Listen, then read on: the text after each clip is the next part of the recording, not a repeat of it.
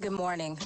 I'm LaShondra Shaw, PIO for the City of Austin, and I am the moderator for today's news conference. Spanish interpretation of this media availability is on ATXN 3. To start, Austin Public Health Director Stephanie Hayden will first say a few words, followed by Dr. Mark Escott, Interim Austin Travis County Health Authority. Then Janet Pichette, Austin Public Health Chief Epidemiologist, followed by Cassandra De Leon, Interim APH Assistant Director, Disease Prevention Health Promotion Division. We will then open it up to the pool reporter who will ask questions on behalf of the media. Stephanie, over to you.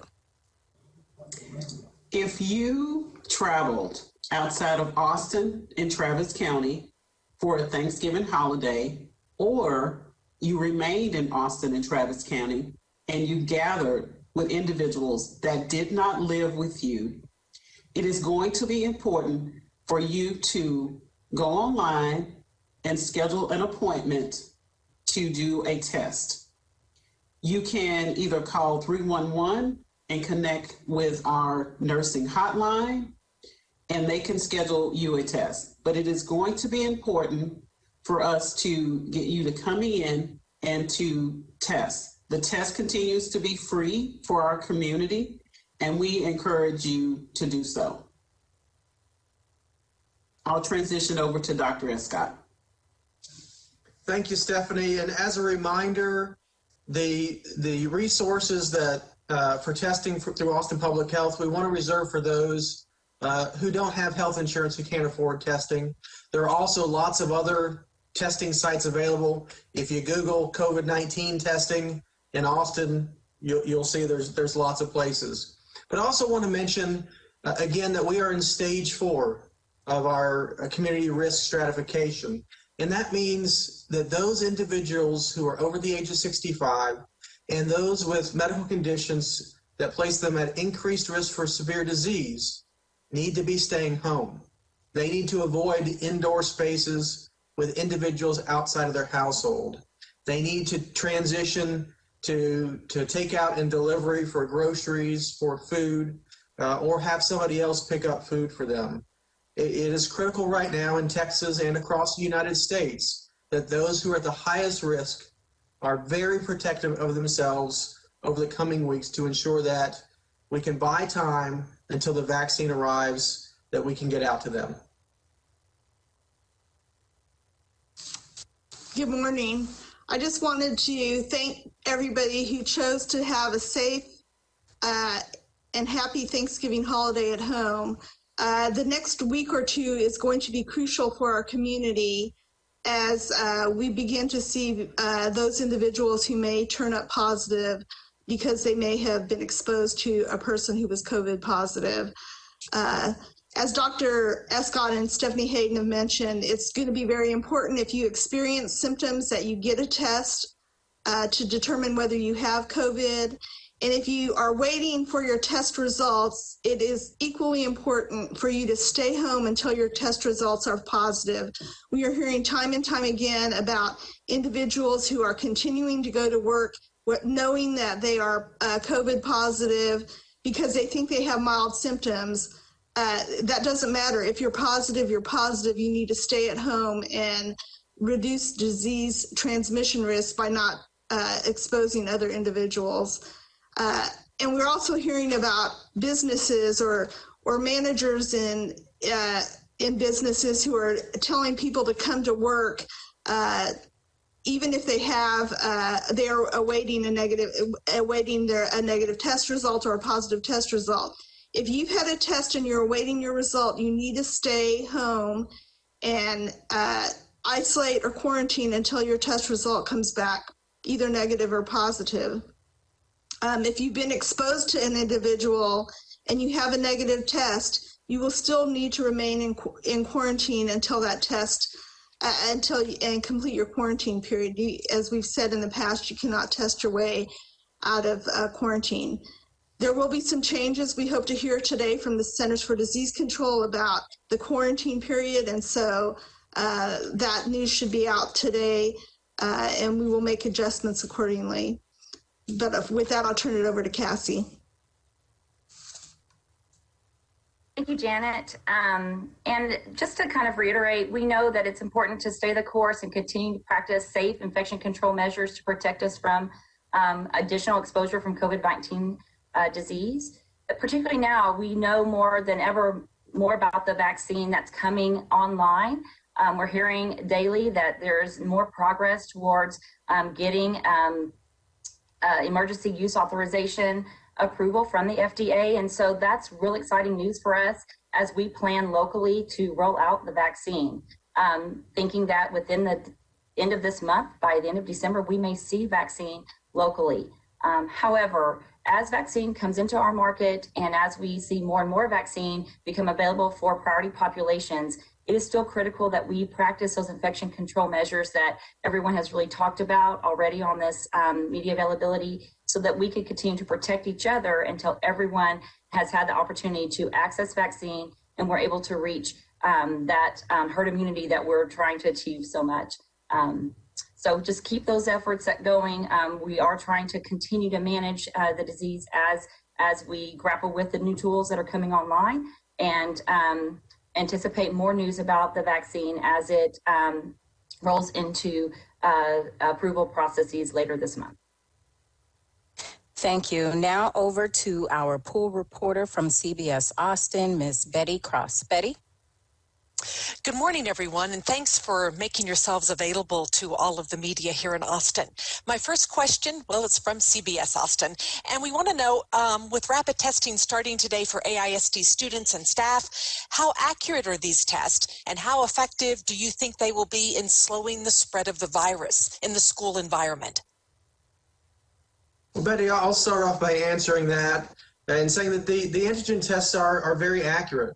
You know, if you look at the comparison between antigen tests and PCR tests, PCR tests may detect some additional cases, but generally we believe that antigen tests are detecting cases which are actually able to transmit disease, which means higher viral loads than those which may be detected by PCR tests.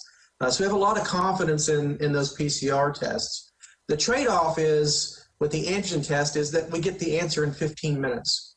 So some of the things that Janet spoke about earlier, what happens between when you get tested and when you get a result, we don't have to worry about because it's almost an instant result.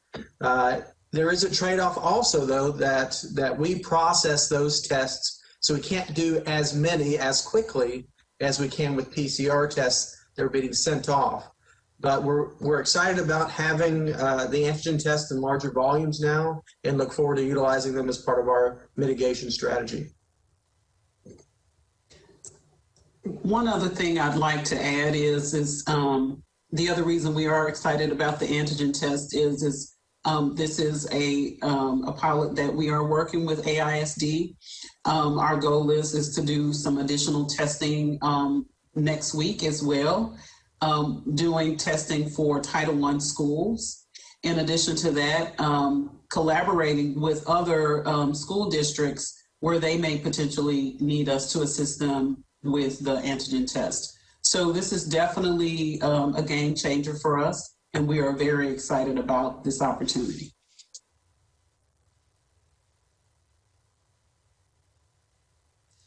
Okay, the next question is from Community Impact. Will Travis County distribute both the Pfizer and Moderna vaccines if they become available around the same time, or will one be selected over the others? I can jump in on that. We are planning to distribute either one of those vaccines as they become available, and there are 6 other candidates that are in the pipeline. And all of our vaccine partners that we've been working with have been making plans to distribute whichever vaccine becomes available, and we are planning for that as they would enter into our market. And Betty, I'll jump in on there as well. As you may be aware, both the Pfizer and the Moderna vaccine are both messenger RNA vaccines, so they work in a very similar way. The efficacy between the two is very similar.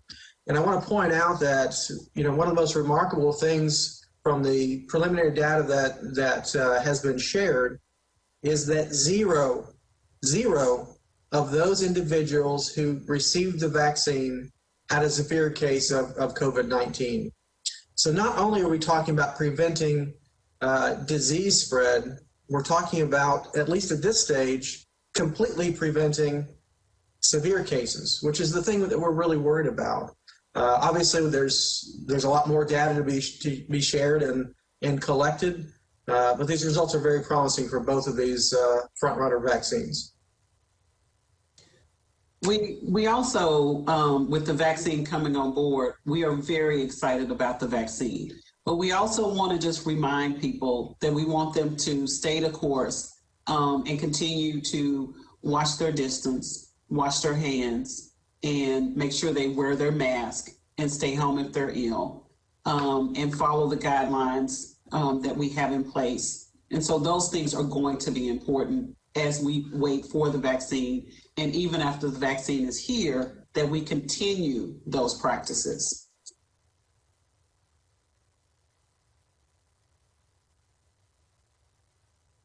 The next question is from Austonia. Which frontline healthcare workers will be included in the first wave of COVID vaccinations here in Austin? Will it be ICU doctors, ER nurses, general practitioners? I think they're just trying to get a sense here of exactly what the layout, why am I struggling with this now? What the order would be for healthcare workers. So I'll start by saying, this is a similar issue that we had with PPE. Who gets it first? We have a lot of people who really need to get this vaccine early, but now we're talking about prioritizing within the priority groups of healthcare workers and first responders, et cetera. I think the data that we have locally, the data nationally is very clear. The people at the absolute highest risk for COVID-19, severe illness and death, are those living in nursing homes. So, I believe that we really need to focus our efforts early on, the very first vaccines, to those residents and those healthcare workers caring for individuals in those settings. Obviously, we also want to secure the rest of the healthcare infrastructure to ensure that we have personnel available. We are well aware of the fact that there's limited redundancies in personnel in our ICUs, in our hospitals, emergency rooms, and in our first responders. So those will also be high priority groups. Again, we're expecting to have a small allocation of vaccine in the December timeframe, with more coming in January and February. Our hope is that, in those first 3 months of vaccine distribution, that we will be able to hit all of those healthcare workers and those individuals living in long-term care facilities. And I'd like to add, this is some work that our Austin Travis County Vaccine Distribution Coalition is focused on, is what are our priority populations as that finite resource of vaccine comes into our market? How do we prioritize, as vaccine providers are thinking about who they would be needing to distribute vaccine to first? These are important conversations that we're having across our healthcare system to make sure that when we get that resource, that we're able to maximize that and ensure that we extend those protections as much as we can with the limited resources that we are provided.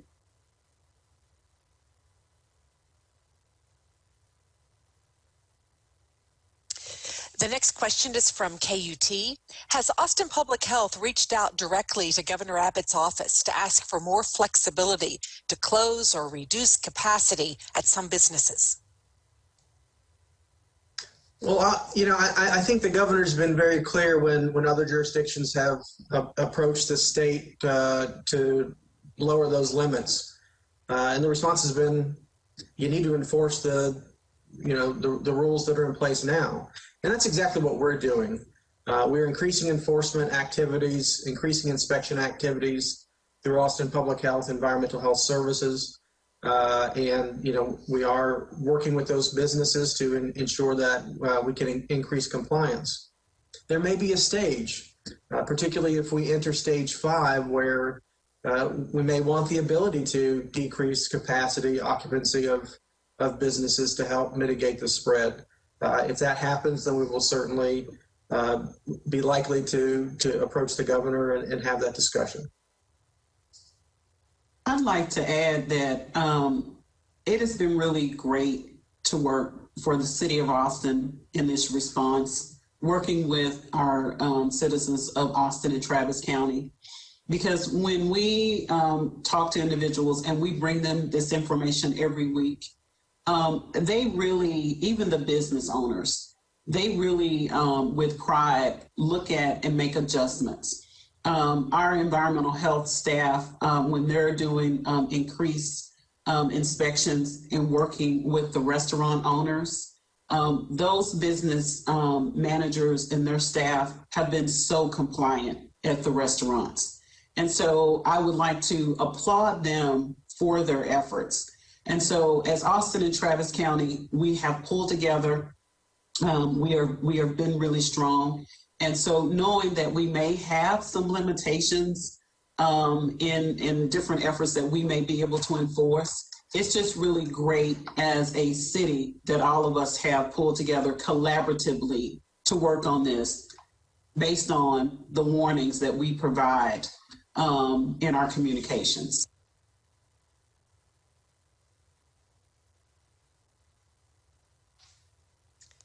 Our next question is from the Austin American-Statesman. The COVID-19 pandemic forced the cancellations of many big events in Austin this year. Now looking ahead to 2021, how does Dr. Escott plan to tackle recommendations regarding the possible cancellations of upcoming events this spring? Well, I think it's important to remember that the large events were the first thing that we turned off and will probably be the last thing we turn back on. But the situation, as the vaccine becomes available, as people get the vaccine, and as we move closer towards herd immunity, that risk for large surges will start to diminish. That's why it's important that folks get the vaccine, complete their series of vaccine, because we know right now that at least these initial vaccines are going to require 2 doses. The better compliance we can get with vaccination, the more likely it is that, as we approach April, May, June, that we'll be more inclined to start approving those larger events.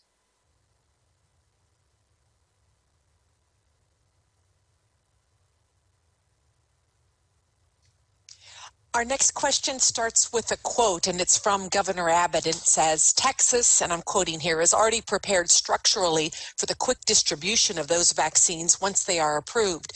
That was apparently a comment Governor Abbott made November 26th. What details, now here's the question, can you share of the state plan and the structural preparations already made in Central Texas?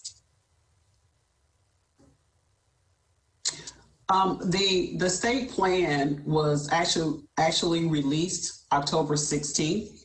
And since that plan has been released, and even prior to that plan being released, our department has been meeting with the Department of State Health Services and working very closely with them on the plan that they have.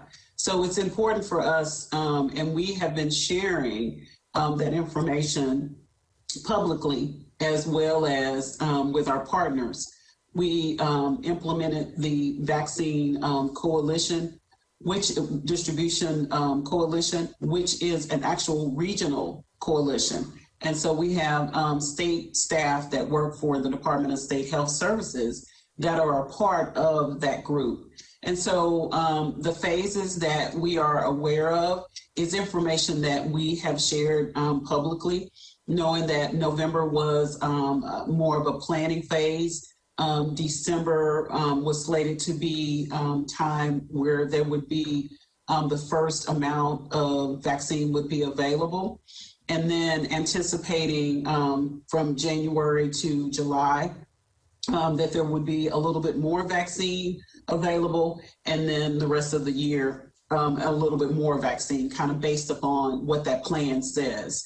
And so for us, we continue to have weekly meetings with the Department of State Health Services and continue that training with them. And we will, in turn, the City of Austin we will have a plan that we are going to we're going to produce and put on our website. And I'd like to jump in just to mention more specifics about the local level planning that we have been doing. As Director Hayden mentioned, the partnerships through the Vaccine Coalition have been critical. And those have been partnerships that we've had throughout the entire response. We're building off of the lessons learned that we have gained from the point of testing that many of our healthcare partners have been working with alongside with Austin Public Health. But in addition to that, we have been in preparation for distributing a vaccine for multiple years now. And we've done exercises as recent as last month to prepare and plan for what are the logistical needs we need to put in place to roll out a vaccine, regardless of the type of vaccine that we get, that we have the pieces in place to be able to do that and be able to manage the mass quantities of folks that we'd have to bring in for those for that vaccine distribution. So we've got a lot of planning that we have put in place, playbooks that we've been able to develop, and having that information from the Centers for Disease Control and from the Department of State Health Services has been essential in informing those preparation plans, and then also this ongoing communication across all of our healthcare partners and the others that are coming online that would be critical in helping to inform how we roll out vaccine or have been important in helping us to be able to stand up those operations when we actually get vaccine in our market. So we're ready to distribute. I'd just like to add that, you know, this is a very prescriptive process that both the Centers for Disease Control and the Department of State Health Services will be asking the locals to implement. So again, you know, if we could hold on and stay the course until we get that vaccine into our community, we will make all the necessary adjustments and modifications to our planning so that we can deliver effectively and efficiently and safely to our community.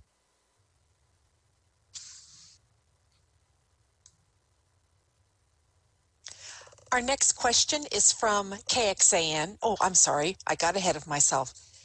The Daily Texan. Is Austin Public Health working with UT Austin to coordinate vaccine distribution for the UT community, or will it be handled separately?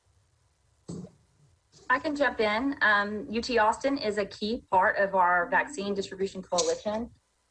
They definitely are looking to see what is the best approach for ensuring vaccinating their student population as well as their faculty and staff.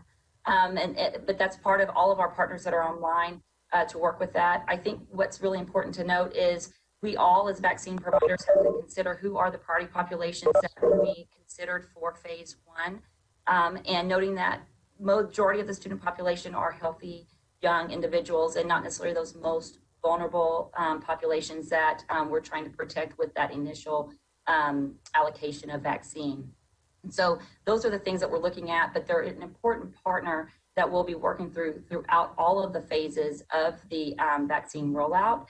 And as vaccine becomes more and more available and the student population is slated and those opportunities become available for them to get that population vaccinated, we will be working with UT to help and assist messaging to ensure that those students take advantage of the vaccine and their faculty and staff take advantage of vaccine when it's made available during the appropriate phase.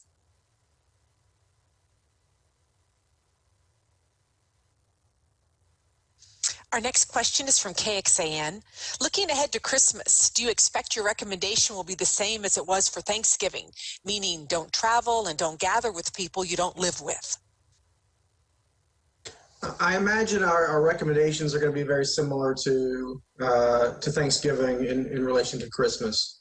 Unfortunately, we're seeing ongoing increases in cases and hospitalizations and deaths in the United States and across Texas.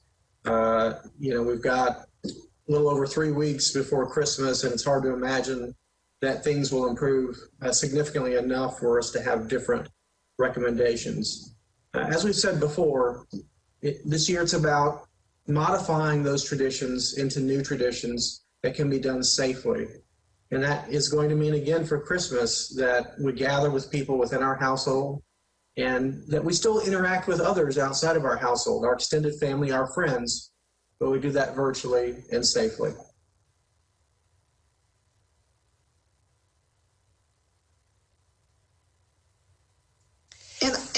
add that, as we said earlier, the next week or two are going to be very critical in telling about how successful we were around the Thanksgiving holidays in trying to limit disease transmission risks by staying home and gathering in your household with your immediate family that reside with you.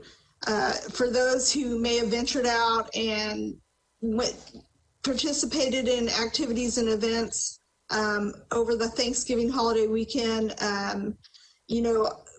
those cases will likely begin to emerge, I'm going to say probably starting this week or into the weekend and into next week. And so it'll be really telling for us, and will feed information and data to us about what we could anticipate for the Christmas holidays as well. So I'd like to say that we finish out 2020 with a flattened curve, and I hope that's the case, rather than seeing it spike over the next few weeks. My hope is that some individuals made new tradition for Thanksgiving. One of my colleagues sent me a Zoom Thanksgiving. And so I thought that was very creative, where they basically had their Thanksgiving dinner, and they had participants, all over, in Texas, but outside of Texas as well. So our hope is that individuals have created new traditions, that they're going to share those traditions, publicly, using social media or other avenues. But our hope is that we know that this is continuing to wear on folks. We understand that there is fatigue, but we really want us to stay the course. We can all get through this together. We are in this together, and we will finish strong together. Our next question is from the Austin Chronicle.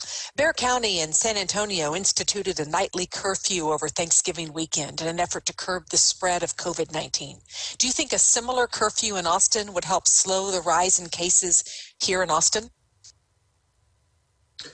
I think San Antonio is in a different situation than Austin right now. San Antonio's cases, Bexar County's cases, are roughly double the per capita rate of Austin right now. We're seeing lots of variations in disease trend and hospitalizations around the state of Texas.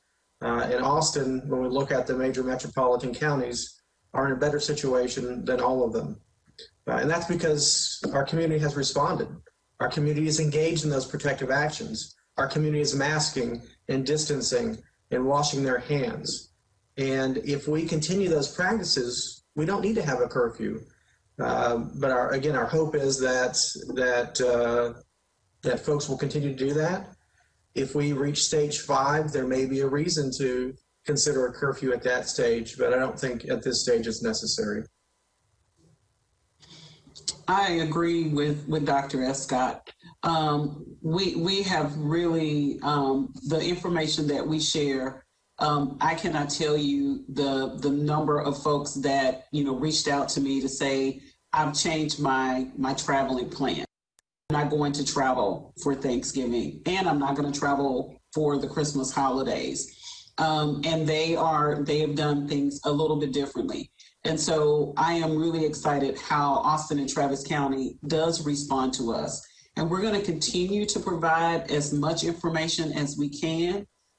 So our partners across the community will continue to respond in a great way.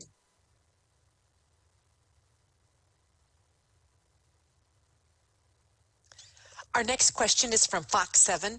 The White House is calling on Texas to intensify mitigation efforts, including but not limited to masking and significantly limiting indoor capacity.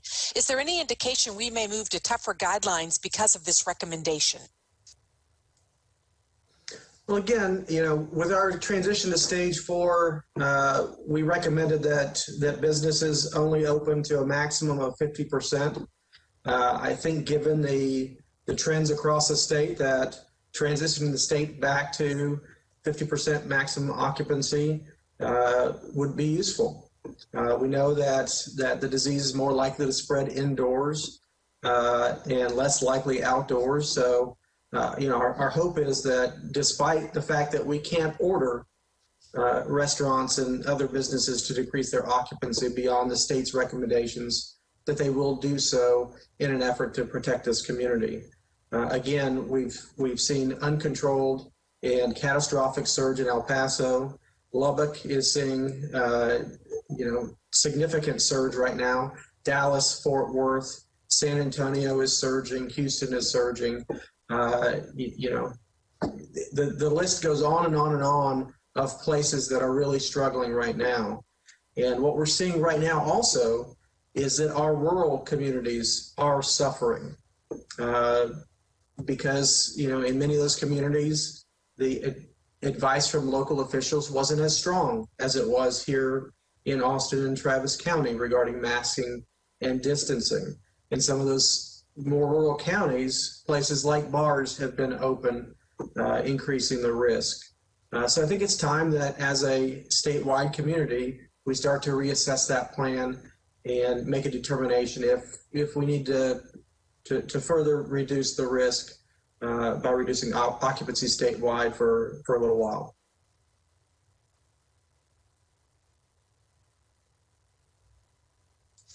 We've now started second questions for the media, so we're once again back to CBS Austin.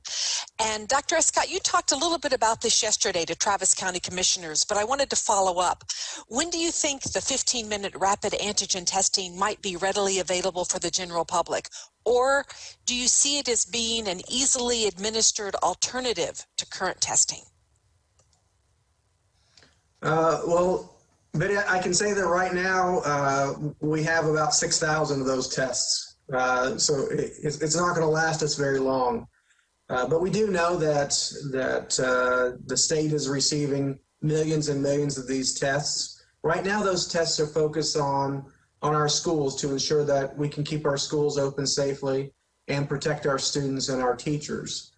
But our hope is that as the months continue, that the availability of those rapid tests will continue to increase and that we can start to transition more of our public testing to the antigen tests because of that rapid result.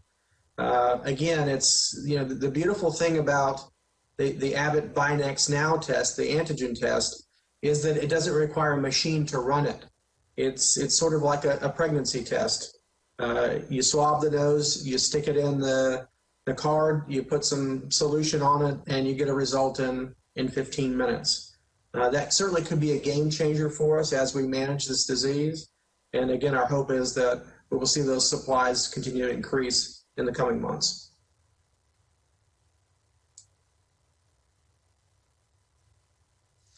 The next question is from Community Impact. Will Travis County's COVID-19 vaccine distribution plan line up exactly with the state's? For instance, will APH have some discretion over who receives the vaccine next after people in nursing homes and frontline healthcare workers? Well, I'll start by saying we're awaiting the state's final guidance on that. It's not clear yet how prescriptive the state's going to be for the phases of the distribution. But again, our hope is that we can cover those high-risk individuals early on, and that includes our priority populations, so our communities of color who are also at higher risk due to underlying condition and lack of access to healthcare and other social determinants of health that will impact their course. But again, we have to wait a little bit longer for those final recommendations from CDC to go to the state and then working with our coalition to make final recommendations for our community. And to echo what Dr. Escott said, we definitely are trying to make sure that whatever planning we do as far as prioritizing populations, that it is in step with what the Centers for Disease Control and Prevention identifies and with the Department of State Health Services. However, the coalition has developed our own localized priority population guidelines that we've provided on our website so that it helps give us additional guidance as to when priority populations are identified for us. How do we then further drill down into how we would identify who we would slate to be the first in line to get those vaccines? Echoing what Dr. Escott says, we're following the data. We're following who has the most severe illness from COVID so that we can better protect everyone involved in our community. So we're working through those different pieces, and our vaccine coalition partners, healthcare partners, but also those that are participating in the vaccine coalition that are representing those groups that are most disproportionately affected are key to informing how we can better meet those needs and mitigate the barriers that they may have to accessing vaccine.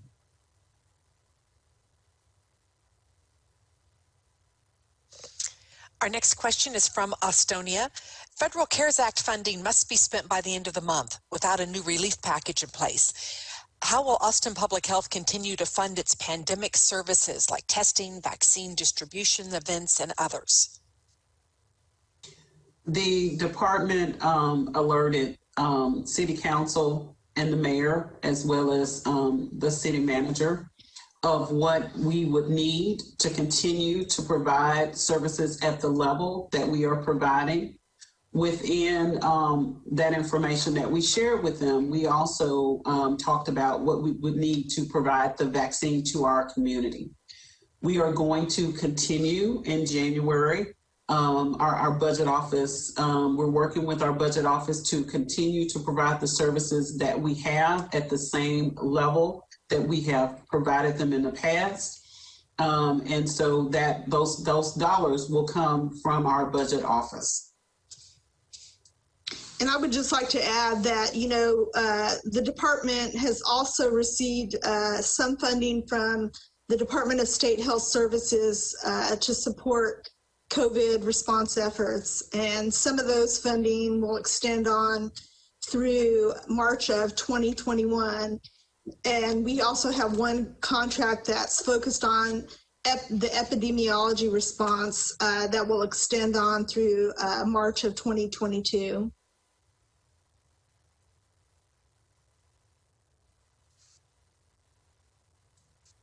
Our next question is from the Austin American-Statesman. Have Austin-Travis County officials attempted to estimate what percentage of local residents ignored guidelines and traveled for the Thanksgiving holiday? If so, can you provide those numbers?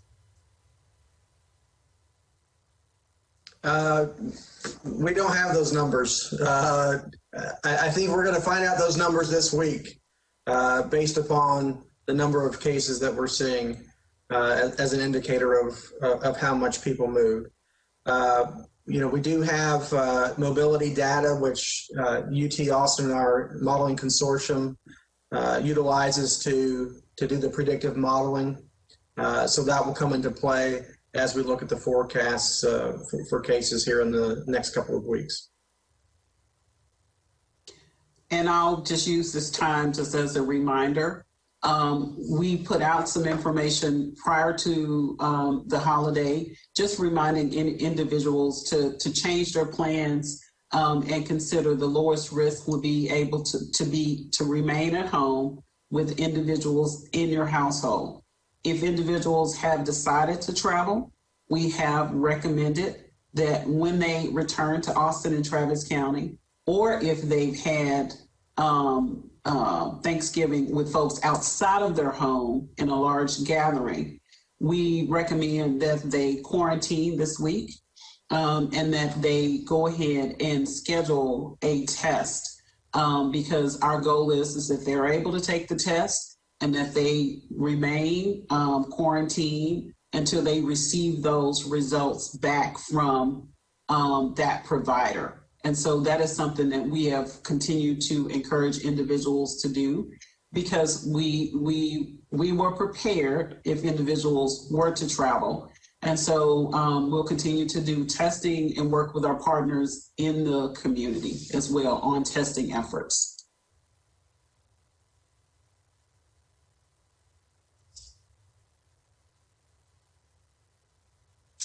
Our next question is from Co-op Radio.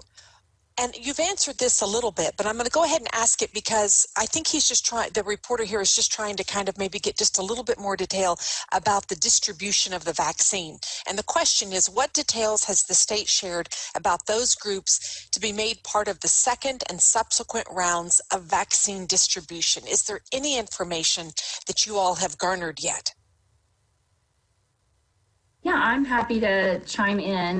The state has released their criteria for the varying phases of vaccine, noting that they've identified healthcare workers and given some specificity in that realm as looking at long-term care facility workers, those that are treating those in the hospital in ICUs, and that we need to build those redundancies among those critical workforce.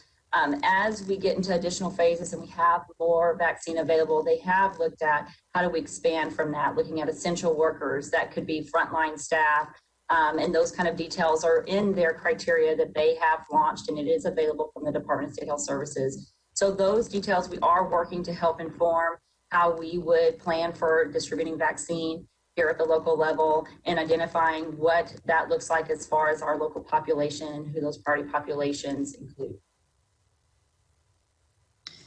And I'll just add that, similar to the 2009 H1N1 vaccine when it was released, the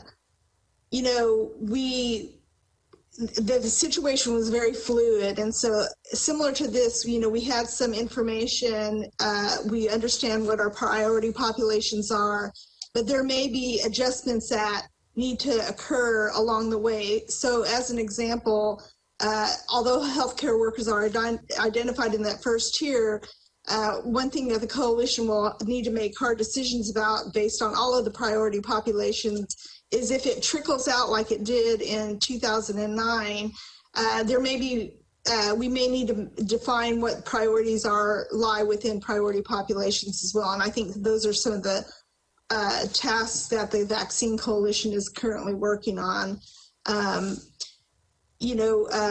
Again, we need to stay the course and hold on. We need to be flexible and adaptable in this situation because there's still a lot of unknowns. We have an idea of what's going to happen, but how it trickles out into the community may be another story. So we are trying to anticipate and plan so that we're ready for any type of scenario that may come our way, and so that we can deliver and provide doses of vaccine to our entire community appropriately.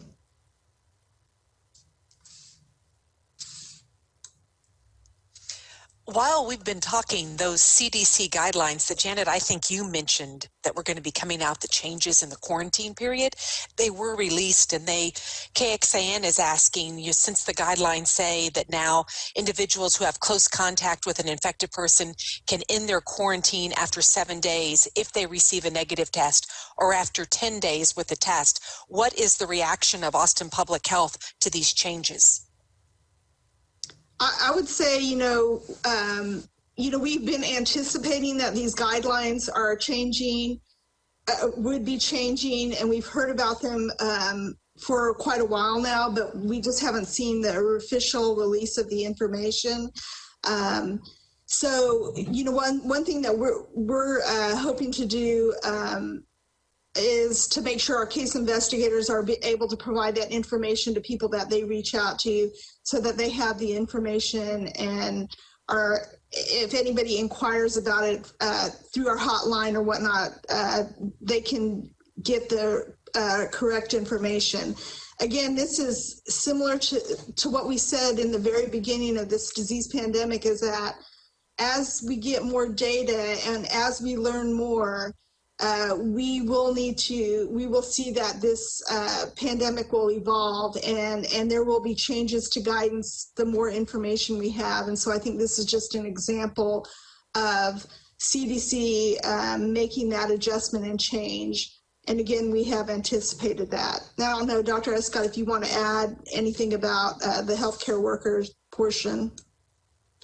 Yeah, this is one of the changes that we really expected was going to happen. In fact, we anticipated back in, August, September that we would see this recommendation come out at some stage. This protocol is basically what we've been doing for healthcare workers and first responders for months now. And we know that as you go past a week to 10 days, the chances of developing COVID-19 start to go down dramatically.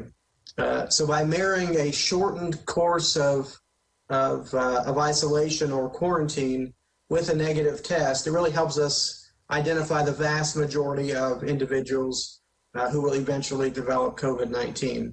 Is it possible individuals could develop them between 10 days and 14 days?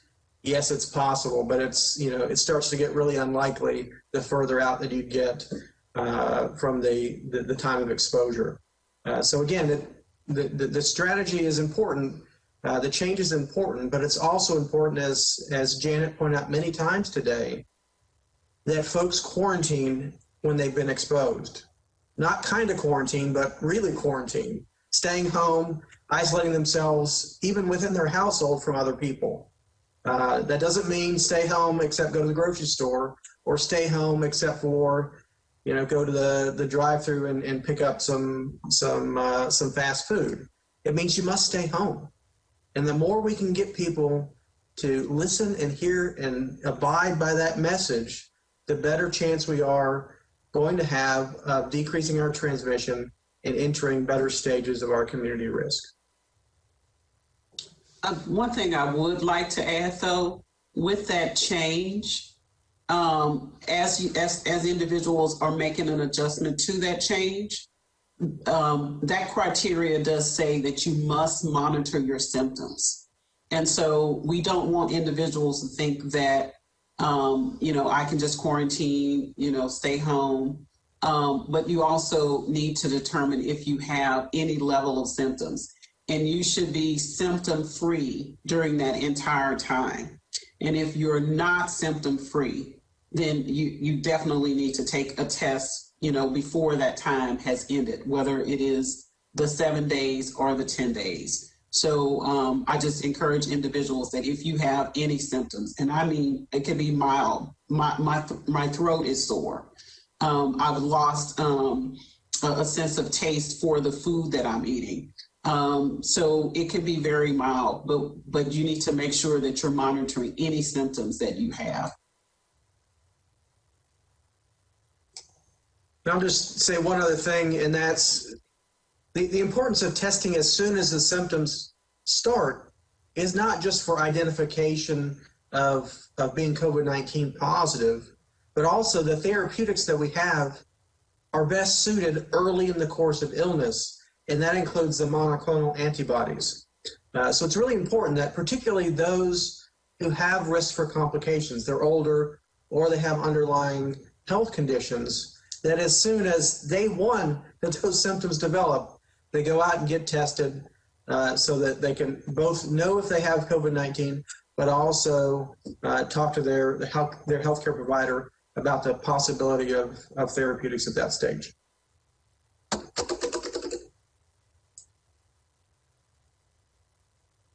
And now this is our last question, and it's from Fox 7. There are many pop-up test tents coming up around town. How can people trust these locations? That's a great question, and I think it's important for folks to do their research. All of those testing facilities should be affiliated with a medical director and a lab director. So folks need to ask questions about those sorts of things. They need to find out what kind of test is being performed. We still hear cases of pop-up testing sites doing antibody testing, which we know is not a useful test to determine if somebody has COVID-19 now or not. So people need to do their homework. Ultimately, people can reach out, look at our APH resources, schedule a test through us. Obviously, the testing sites that are affiliated with recognized organizations are going to be reliable. That includes Austin Public Health, our hospital systems, Baylor Scott and White, St. David's, Ascension Seton, Austin Regional Clinic, as well as other recognized clinics in our community. If it's a pop-up tent, with in a parking lot, you need to ask questions. And I'll just add that I think that that's one major key is if they're following procedures. I've heard numerous stories about pop-up testing sites being operated out of the back of somebody's trunk of their car, and the operator is wearing a pair of gloves and a mask, and that's about it. Most credible places will be following pretty specific protocols when administering those tests and processing the sample collection. So if it looks a little uncharacteristic, you can certainly call Austin 311 for information or a hotline, and we can try to field any of those questions. But for the most part, I would say, like Dr. Escott said, do your homework. We have sources listed on our Austin on our City of Austin website as far as legitimate testing locations, and I think the state also has that data available to the public. So I would just make sure that you're aware if the practice seems a little unorthodox. Maybe you should refrain from being tested at that location. Thank you. At this time, panel members, we will have closing remarks, and we'll start with you, Ms. Hayden.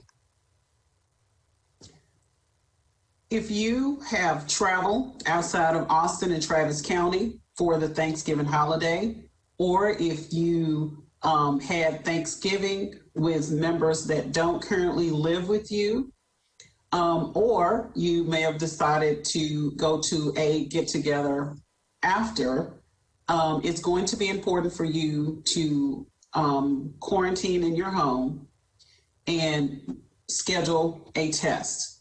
It is so important for you to know your status if you have COVID-19. It is very important for us. That is going to help us to mitigate the spread of the disease.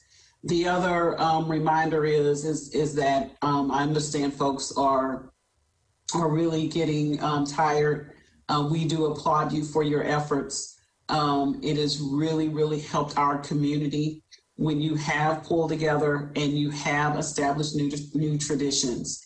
And so wear your mask, watch your distance, make sure you stay home if you're ill, and wash your hands. Thank you. And I'll add on to that by saying those who are at the highest risk, those who are over the age of 65, those with underlying health conditions, really must stay home.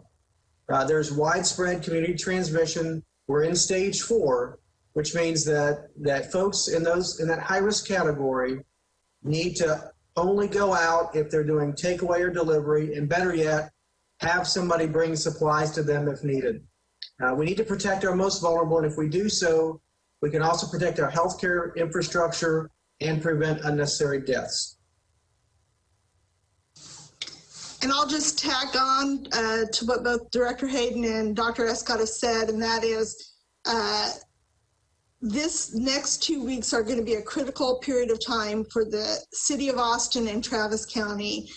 And we expect and anticipate that we might have increased number of cases in our community. And so therefore, if you go out, you need to limit your activities out in the community. So if you go shopping, it's not going to be it should not be a big family event. It should be one person. You should do what you can to prevent and limit your disease transmission risks, and refrain from participating in high-risk activities such as gatherings.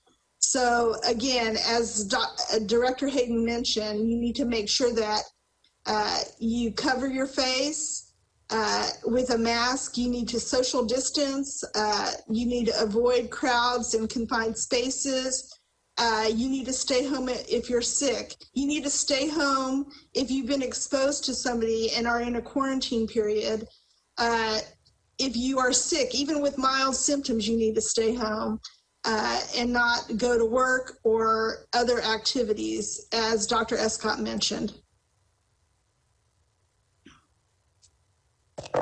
And I'll just round our information out with, we know that vaccine is on the horizon in the coming months as we reach into 2021 and we start to see more vaccine enter into our community. Really, if you're identified as a priority population, consider taking a vaccine. Consider supporting others who are identified as priority populations for taking the vaccine. This is a real solution to help us get out of this pandemic and help protect everyone safely. While that vaccine is continuing to become more and more available, making assurance that folks can get to the vaccine, we'll continue to work on that. But also, we've got to make sure to follow those safety protocols that we have in place so that everyone is protected until we actually flatten the curve and we rid our community of this COVID-19. That concludes our media availability for today. Thank you to APH Director Stephanie Hayton, Dr. Mark Escott, Chief Epidemiologist Janet Pichette, and our guest today, Cassandra De Leon, Interim APH Assistant Director with Disease Prevention Health Promotion Division, and our pool reporter, Betty Cross from CBS Austin. Thank you for joining us today. Have a safe one.